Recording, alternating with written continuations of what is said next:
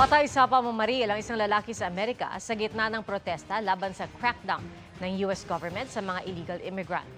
Ang mga balitang abroad, tinutukan ni Darlene Cai. Sa gitna ng protesta sa Minneapolis, Minnesota, isang babayang itinulak ng isa sa mga tauhan ng ICE o Immigration and Customs Enforcement. Pumagitna ang isang lalaki. Ginamitan siya ng pepper spray ng ICE agent. Patuloy na hinahablot ng mga ICE agent ang babae habang tuluyang pinadapa ang lalaking umawat at pinaligiran. Sa gitna ng gulo, bumunot ang isang ICE agent ng baril at biglang umalingaw-ngaw ang sunod-sunod na putok. Pinagbabaril ng ICE agent ang lalaki na kinilalang si Alex Pretty. Why would you do that? Sa pahayag ni US Homeland Security Secretary Kristi Noem, sinabi niya na inatake ng nasawing biktima ang mga otoridad. Hindi niya nilinaw kung paano nangyari ang anyay pang-aatake. Pero ayon sa hepe ng Minneapolis Police, walang kahit anong criminal record ang biktima na isang lawful gun owner.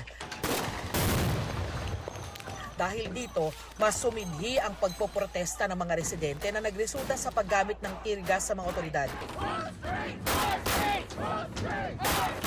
Nabalot ng usok ang paligid habang inaresto ng mga otoridad ang ilang nagpoprotesta. I have done nothing wrong! Ikinabahala naman ng mayor ng Minnesota ang pamamaril. How many more Americans need to die or get badly hurt for this operation to end? Sa isang social media post ni US President Donald Trump, inakusahan niyang mayor ng Minnesota at governor ng Minneapolis ng inciting insurrection o ng uudyok para mag-alsa.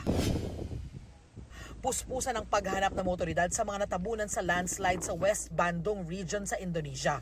Hindi bababa sa 10 ang kumpirmadong nasawi at nasa 80 pa ang patuloy na hinahanap.